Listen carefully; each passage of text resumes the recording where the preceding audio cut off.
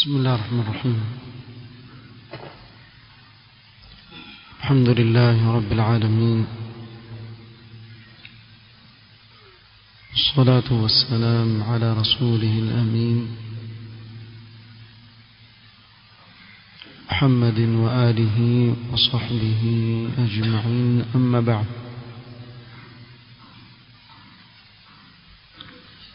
leo ikiwa ni tarehe 16 mwezi wa Shawwal mwaka 1441,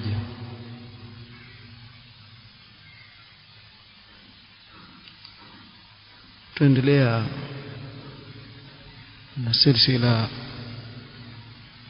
ya ad-durus al-manhajiyya tukisoma رسالة أصول الدعوة السلفية للشيخ الدكتور عبد السلام ابن برجس رحمه الله تعالى.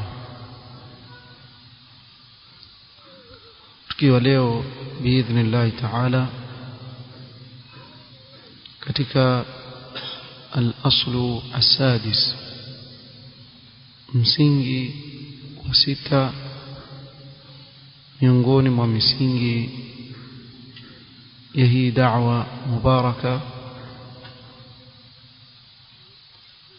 الارتباط الوثيق بعلماء السنة.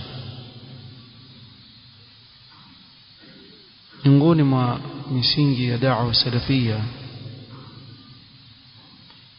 ni mafungamano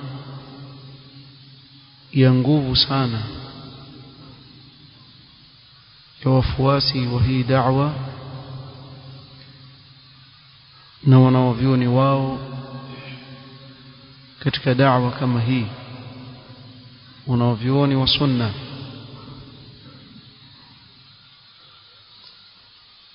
لا يخفى على أحد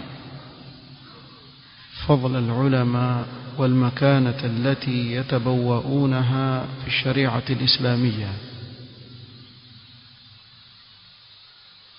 ni jambo ambalo halifichiki kwa yoyote katika Waislamu, jambo la fadhila kubwa waliopewa wanaovioni katika sheria ya Kiislamu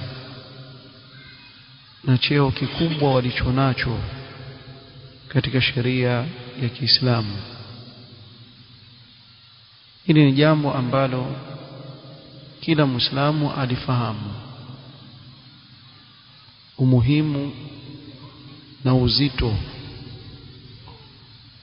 wa mwanachuoni katika sheria ya Allah subhanahu wa ta'ala. ولكن بعض الناس يخلط بين الحث على الارتباط بالعلماء والتعصب لهم وتقليدهم. ingawa hapa kuna tahadhari muhimu sana. Wapo baadhi ya watu, na leo pia wapo, wanaochanganya baina ya mahimizo ya kuwa na mafungamano na wanaovioni na baina ya kutaassab na kufanya taklid na kuwaiga wanaovioni katika kila wanalolisema, hata kama halina dalili. Yafikia hali, na hili jambo mimi mmeliona, wanaochuoni katika wanaovioni wa sunna aweza kusema jambo, pengine mwanafunzi katika lile jambo akasema wacha niangalie dalili, akatokea mtu akasema watu wapumbavu sana, wanaochuoni washasema ati wao pia wafikiria wana dalili wataziangalia. Kuna faida gani ya mtu kuitwa talib ilm ikiwa yeye hawezi kukaa chini akaangalia adilla akasoma kisha akaamua baada ya kujua dalili? Hakuna faida ya kuwa talib ilm. Kwa nini watafuta ilmu? ikiwa wewe waweza kumchukua mwanachuoni fulani ukawa wamfuata kwa kila kubwa na dogo analokuambia, hakuna faida kutafuta ilmu. Lakini wewe itafuta ilmu, wewe ni talib ilmu, kwa sababu kwa ilmu unaoisoma ndio uweze kupambanua baina ya usawa na kile ambacho si sawa. Jambo la kuiga bila ya kuulizia dalili halikubaliki kwa maimamu, mfano al-Imam Abu Hanifa na al-Imam Malik na al-Imam Shafi'i na al-Imam Ahmad, fadlan 'an al-ulama fi hadha al-'asr. Wacha wanaovioni wa asri, hata wale wanaovioni wa nyuma huko, haijuzu mtu kuwafanyia taklid bila ya kuangalia dalili, maadamu ana uwezo wa kuangalia dalili. Ni wajibu juu yake angalie dalili, wala haitajuzu kwake yeye kufuata kauli ya mwanachuoni akawacha kauli ya Allah na mtume wake sallallahu alaihi wasallam. Kwa hiyo usije ukachanganya baina hivi vitu viwili. Kuhimizwa kuwa na mafungamano na wanaovioni haimaanishi taklid, ukawa na taklid a'ma, ukawa huoni wewe, wenda tu. Alqawlu ma qalat hadhami, idha qalat hadhami fasaddiquha. Ni hii hata ukienda wapi ni hivi, la, makosa. Hili ni tambihi muhimu ameitoa Sheikh rahimahullahu ta'ala. Qala wa hadha khata'un kabir, jambo hili ni kosa kubwa. Falirtibatu bil ulama, yani hapa akaeleza jambo muhimu sana ambalo wengi katika wanafunzi mwanzo la watatiza. Nini maana ya kuwa na mafungamano na wanaovioni? Aambiwe kuwa huyu ana mafungamano na wanaovioni. Sababu wako baadhi ya watu wahukumu ndugu zao wanaofuata hii manhaj kuwa wale hawako na wanaovioni, hawana mafungamano na wanaovioni. Sababu ni kuwa pengine labda hana namba za mwanachuoni fulani, aweweza kumpigia simu moja kwa moja. Sasa huku kuwa na mafungamano na wanaovioni nini? Kuwa na mafungamano na wanaovioni ni akhdhul ilmi anhum, ni kuchukua ilmu kutoka kwa wanaovioni. Ikiwa mtu moja kwa moja leo aweza kwenda kwa mwanachuoni akasoma, basi hiyo ni njia katika njia za kufungamana na wanaovioni. Taib, ikiwa kwa mfano siwezi kumfikia yule mwanachuoni, hayuko katika nchi ambayo mimi niko, na sina uwezo wa kuweza kwenda mpaka kwake kuhudhuria, basi vile vitabu alivyoandika mwanachuoni yule ni kama yule mwanachuoni, sababu kile anachokisomesha pengine amekiandika katika vitabu vyake. Kwa mfano leo ukasoma sharh ya kitabu fulani kwa kutumia maneno ya Sheikh Al-Fawzan hafidhahullah, ukasoma maneno ya Sheikh Al-Fawzan katika kusherehesha kitabu fulani, basi wewe umechukua ilmu kwa huyu mwanachuoni, ingawa huwezi kuwa sawa wewe na yule ambaye amekwenda akakaa chini yake. Lakini ikiwa hili imefikia hali kuwa huwezi kulifanya, basi angalau pia nitatumia vitabu alivyoviandika mwanachuoni huyu ambaye yuko mbali na mimi kufaidika. Au leo kuna neema katika neema za Allah subhanahu wa ta'ala amewapa wanafunzi kuwa darasa wanazosomesha wanaovioni hawa hurekodiwa kule uliko, ikawa waweza kukaa chini ukasikiliza na kufuatiliza.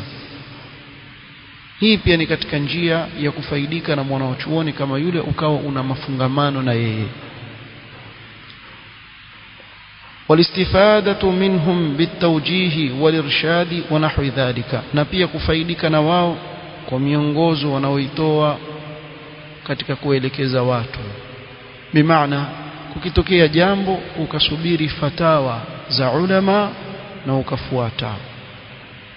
Katika kufuata ile miongozo ya hao wanaovioni, hata bila wewe kuwaona wale wanaovioni, basi huku ni kufungamana na wanaovioni. Kwa mtu akikwambia kuwa nataka kukuunganisha na wanaovioni, hizi ndio njia za kuunganisha watu na wanaovioni, kuwaelekeza katika kuchukua ilmu kutoka kwa wanaovioni hawa na kufaidika na miongozo yao wanaoitoa katika mambo ya dini, iwe watakuwa wamewaona, na hii ni neema kubwa. Ikiwa hili limekosekana na kushindikana, iwe wanafaidika katika vitabu vyao na katika kusikiliza darasa walizozitoa, na linapotokea jambo wakasikiliza fatawa na miongozo wanaoitoa wanaovioni, tayari wewe una mafungamano na wanaovioni.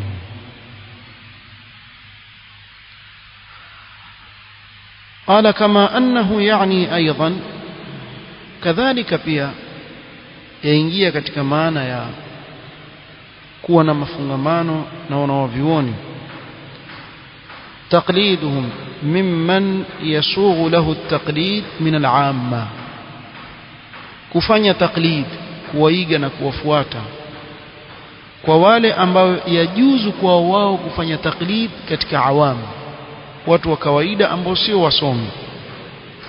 ومن ليس مؤهلا لتمييز الصواب في القضايا العلمية, na kwa yule ambaye hajafikia daraja ya kuwa aweza kupambanua usawa katika kadhia za kielimu. Kwa yule ambaye hajui kupambanua usawa, huyu aweza kumfuata yule mwanachuoni anayetakidi kuwa huyu amcha Allah subhanahu wa ta'ala, atanielekeza katika usawa. Kwa akawa amuuliza, anavyomjibu afuata lile jawabu ambalo amepewa pale, kwa sababu yeye hawezi kupambanua katika kadhia za kielimu baina ya hili na lile. Huyu sheria imemruhusu, si talib ilm. وهذا الارتباط بعلماء السلف سبق أن قررناه ووضحناه وبينا فوائده. سمع نهاية مفungamano, kuwa na mafungamano na wanaovioni wa salaf tulitangulia kubainisha huko nyuma na kuweka wazi faida kubwa inayopatikana ndani ya jambo hili.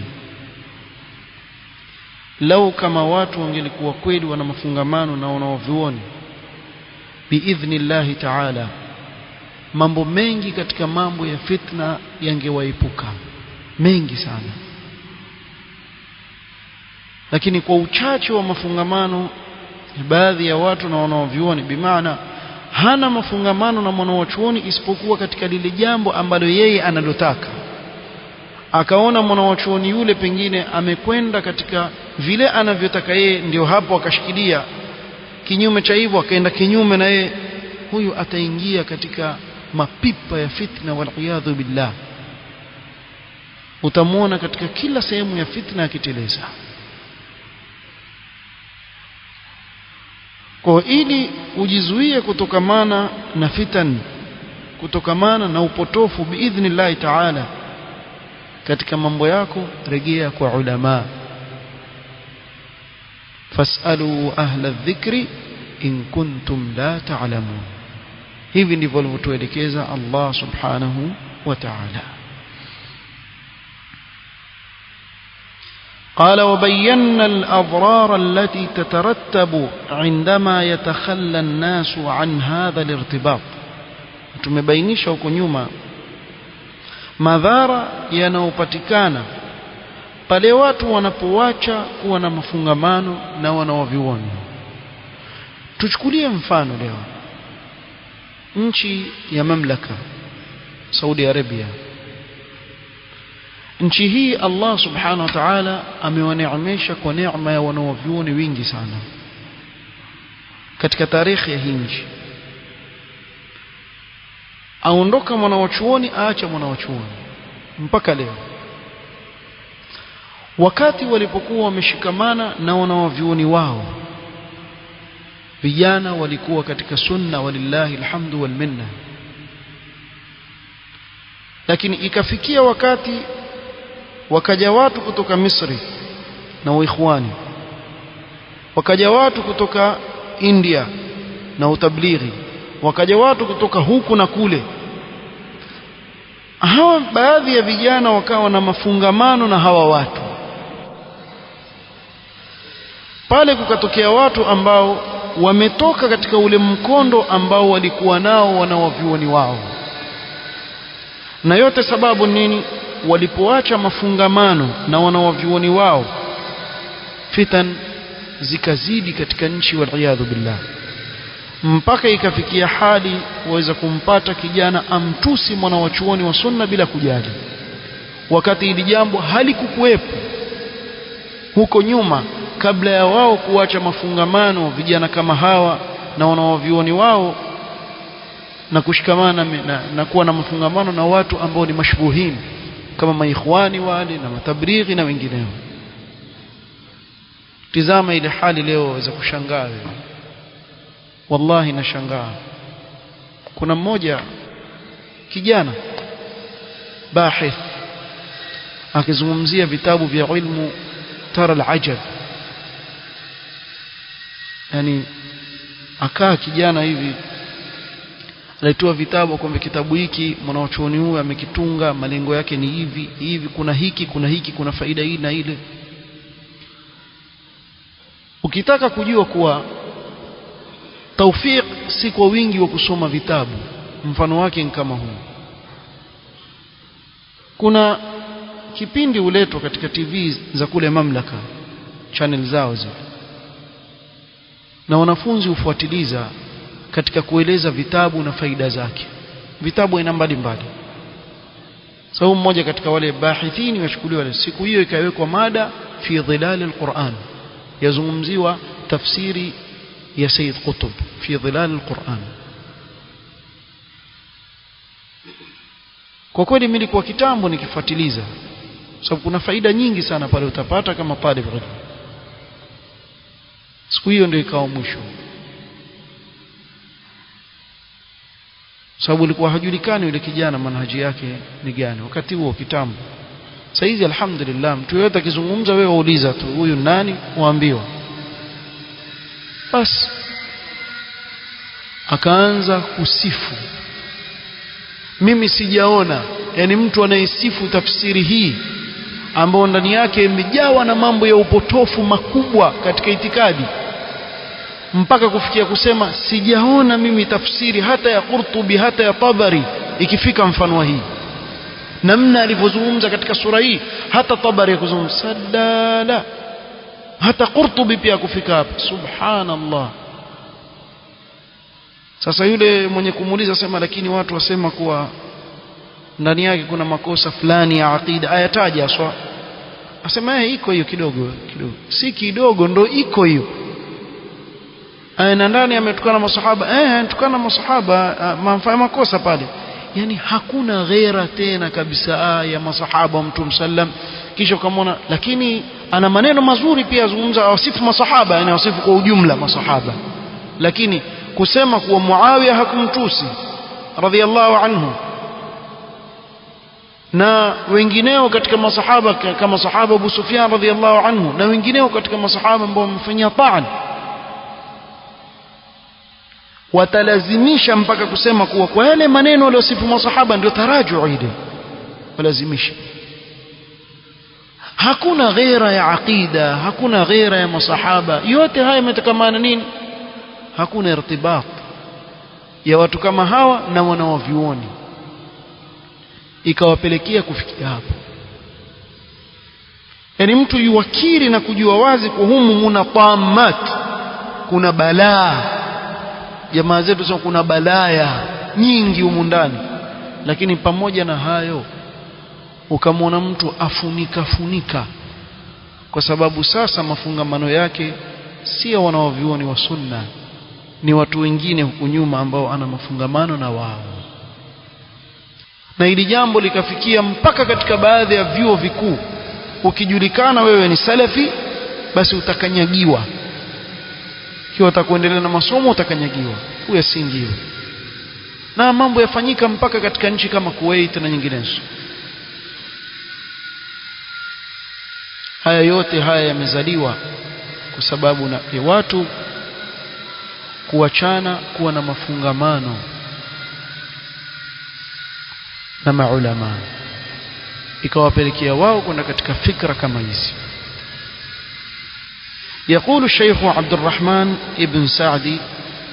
يقول الشيخ عبد الرحمن بن سعدي رحمه الله تعالى في معرض بيان نعم الله على هذه البلاد. hapa mwandishi akanukuu maneno ya Imam Saadi rahimahullah katika kuwakumbusha watu wa mamlaka neema Allah subhanahu wa ta'ala aliyowapa nchi kama ile. Katika neema nyingi ambazo Allah amewapa, akawapa hii neema wanaovioni wakubwa katika tarikhi hii nchi. asema al-Imam Saadi, فنقى لكم دينكم من البدع والإشراك. Allah subhanahu wa ta'ala katika neema alizowapa amewasafishieni dini yenu kutokamana na uzushi na ushirikina. Na hili ni jambo ambalo lilikuwepo hasa katika zama zake Imam Saadi rahimahullah, lakini angeishi leo akaona ile hali ilivyobadilika, na sallallahu alafiyat wassalama. Ndani ya mji wa Madina leo wakati wa haji kuna kundi la watu ambao ni raia wa pale pale, wakodishwa kwa ajili ya kuwapigia makhurafi matari wanapoingia huku, wawaimbia talaa al-badru alayna. Hawa pia waimbia talaa al-badru alayna huku kwa pigwa kitwari, kisha wafurahi, kisha wale wasema ndani ya Saudia bana tumpigia matari. Imefikia hali kwa baadhi ya watu. Lakini kulikuwa wakati hakuna bid'a, na kikweli mpaka leo siku wetu waweza kufanya tu hivi. Kuna kiasi kikubwa lillahi alhamdu wal minna katika nchi cha kuzuia mambo ya uzushi katika dini. Kuna muda walikuwa makhurafi washaanza, ikifika Rabiul Awwal, kuna umra ya Rabiul Awwal, jamaa hujaa kule, kisha pale msikitini wakafanya kusudi, kwa wakati fulani wote wakasimama pale wakaanza kusoma, yani kufanya maulidi ndani ya msikiti wa Mtume sallallahu alaihi wasallam. Man ahdatha fiha hadathan, Mtume sallallahu alaihi wasallam mwenye kuzua uzushi ndani ya huu mji, fa alayhi la'natullah almalaika wannas ajma'in, ni juu yake laana ya Allah na ya watu au na malaika na watu kwa idadi ya watu wote. Lakini mtu wazua uzushi ndani ya msikiti wa Mtume sallallahu alaihi wasallam. Nakumbuka siku zile wakaanza kutupa zile clip, muona ndani ya Masjid an-Nabawi tumefanya, kwa wafanya nini? Tabajjuh annahum fa'alu wa amilu. Kisha kule nje wako wale wenzetu, Allah yahdina wa iyahum, kutoka Pakistani sio wapi, hizi nchi zingine hizi, hao watu wa nini? Peremende kwa watoto, kawaganyiza peremende barabarani. Yani ile shiari yao ya uzushi wakaiweka wazi kabisa, watu waione. Masha Allah, kumbe ishatizamwa ikaonekana. Serikali ishaona yale mambo ambao wataka kuyaleta pale. Mwaka unaofuata kukatawanywa askari kwenye tarehe kama ile, simama tukuone. Ikiwa wewe kweli mzushi, simama tukuone. Kimya, watu wafanye ibada zao kwa makini za sawasawa za kisheria. Ama ibada hizi za uzushi zote hizi hazikufanywa, alhamdulillah. Watu wakabakia katika kufanya yale ambayo ya sawa. kwa hivyo khairi iko alhamdulillah, lakini wako baadhi ya watu hii neema bado hawajaiona. Na pia mambo ya shirki, zunguka utafute sehemu yoyote ambayo utaona eti kuna kaburi limejengwa, hilo hutoliona hilo. Hautapata mahali mamlaka kuna kaburi limejengwa kama vile zilivyo katika nchi nyingine, kama ilivyo katika nchi nyingine.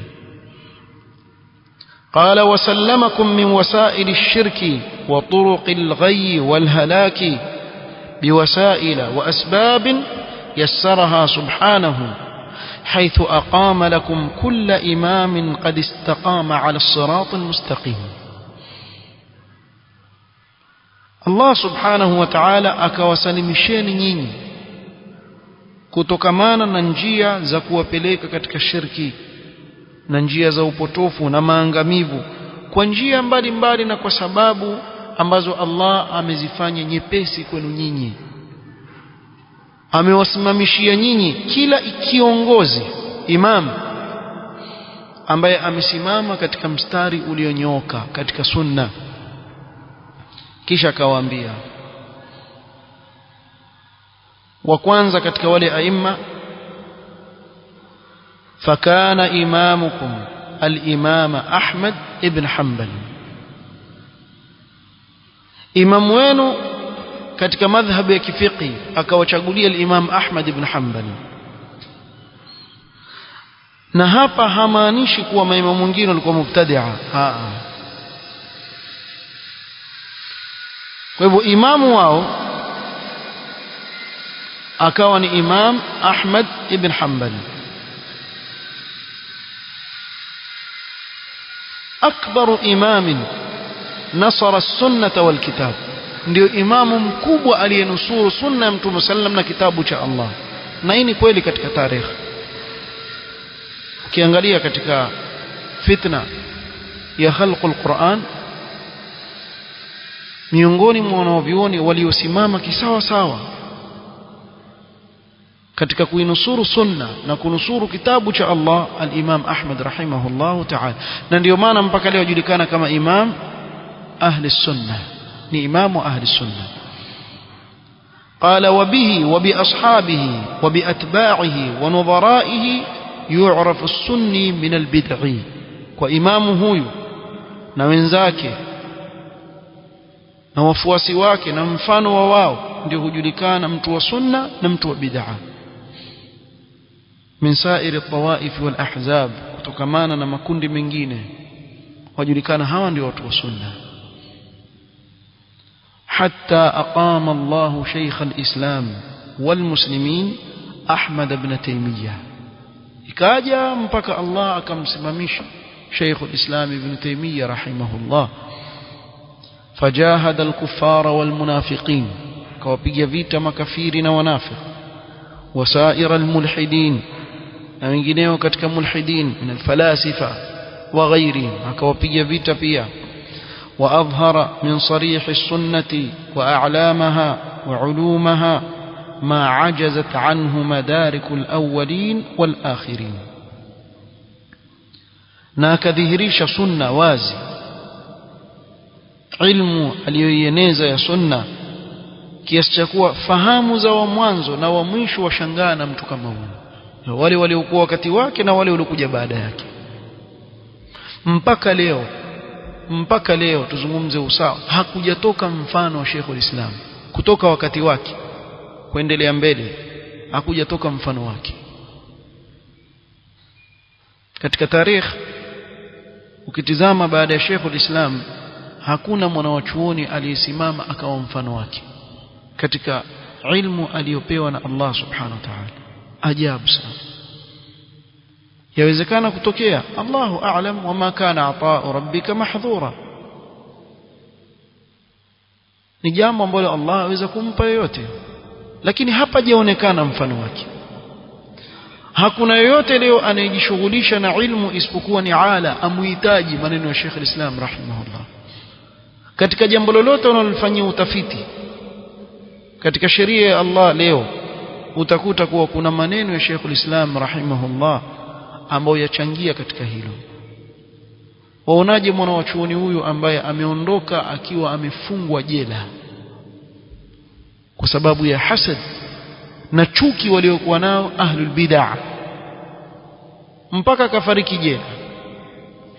Lakini leo kila kukichwa kumevumbuliwa kitabu katika maktaba fulani ya nchi fulani, kuna makhtuta Sheikhul Islam yafanyiwa tahqiqi, yatolewa mpaka leo kutokea mara tu waona kuna vitabu vipya tofauti na vile ambavyo vijulikana vya Sheikhul Islam rahimahullah rahmatullahi ta'ala alayhi. وسلك طريقته تلامذته وأتباعه من فحول العلماء المحققين, وكفواتا njia aliyokuja nayo yoiacha wanafunzi wake na wafuasi wake katika wanaovyuoni wakubwa waliokita katika ilmu. حتى جاءت النوبة لشيخ الجزيرة وإمامها الأواب شيخ الإسلام محمد بن عبد الوهاب رحمه الله تعالى, mpaka ikaja wakati wake al-Imam al-Mujaddid Muhammad ibn Abdul Wahhab rahimahullahu ta'ala. Na huyu imam amedhulumiwa sana, ahlul bid'ah wamemdhulumu sana. Kama kuna aima katika aima wanaojulikana ambaye amedhulumiwa Imam al-Mujaddid rahimahullah, yani huyu aweza kuzungumzwa kwa maneno machafu mabaya na hakuna anayemzungumza ana hata hoja katika vitabu vyake aweza kuitoa. Na wewe muangalie yoyote anayemzungumza Imam al-Mujaddid Muhammad Abdul Wahhab hana hoja yoyote isipokuwa matusi, hana hoja yoyote. Ingawa hili halionekani matusi, hili halionekani matusi. Muhammad Abdul Wahhab alikuwa kadha, alikuwa kadha, wana makhurafi kusema alikuwa mwizi, alikuwa muuaji, alikuwa hivi, alikuwa vile, lakini hatuwaoni kokote wakisema kuwa na hili amelisema mahali fulani.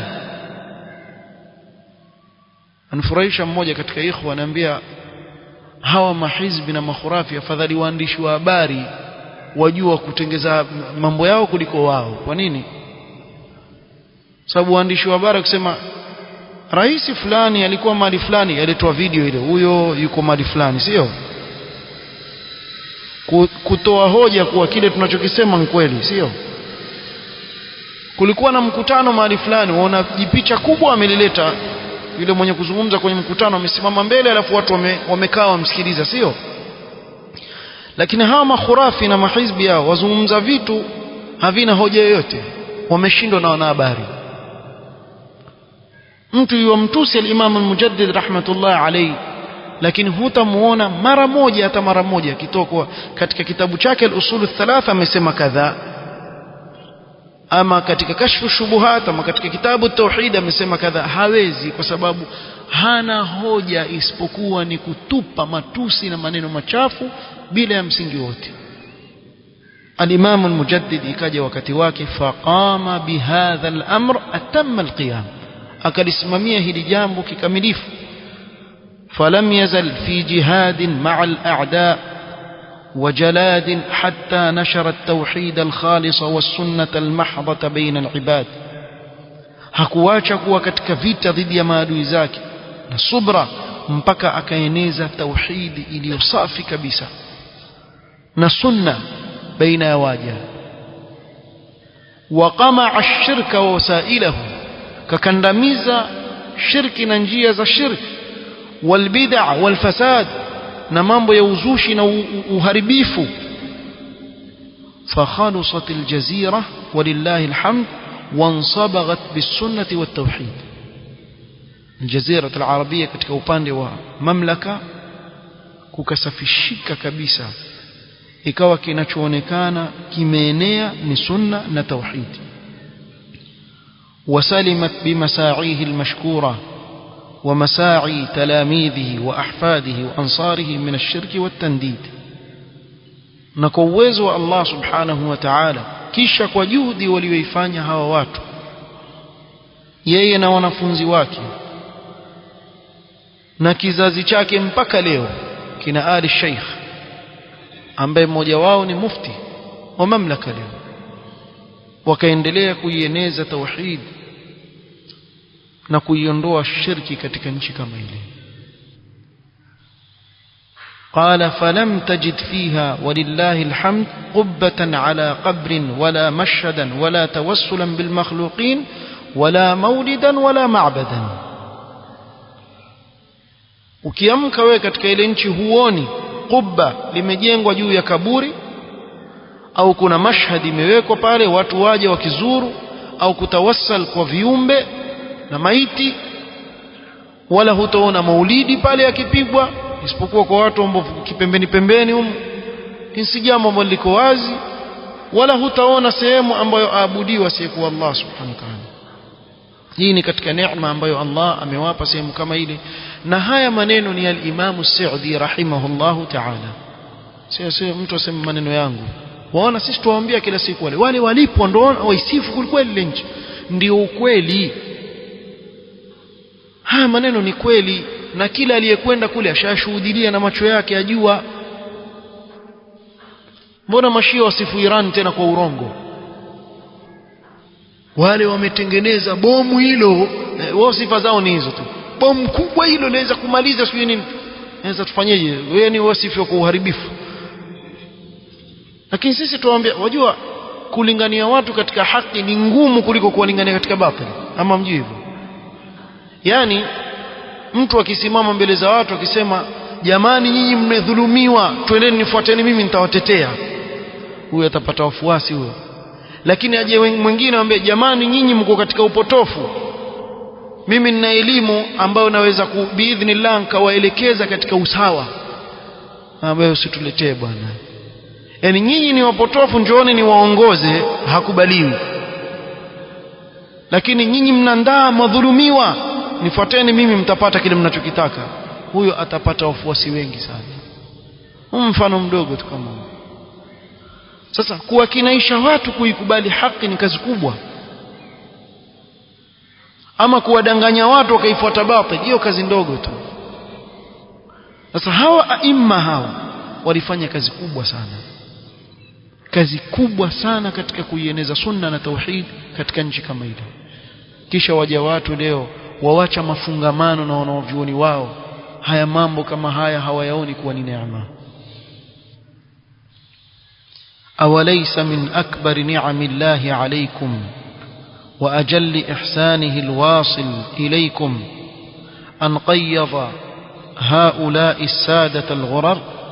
أكون زيابا وچani tumesonga sana, muda umesonga, tumalizia insha Allah taala katika kikao kitakachokuja. Subhanakallahumma wa bihamdika ashhadu an la ilaha illa anta astaghfiruka wa atubu ilaik. Barakallahu fiik. فلو قال قائل رافضي أو غيره أتزعمون يا أهل السنة أن الحق عندكم وحدكم؟ نقول نعم ولا خطابة. الحق الذي لا تشوبه شائبة الباطل، الحق الخالص الصافي من الكدر، عندنا عندنا عندنا وألف مرة عندنا، وإن رغمت أنوفكم وشمخت رؤوسكم حتى تلحقوا المريخ. سمعتم؟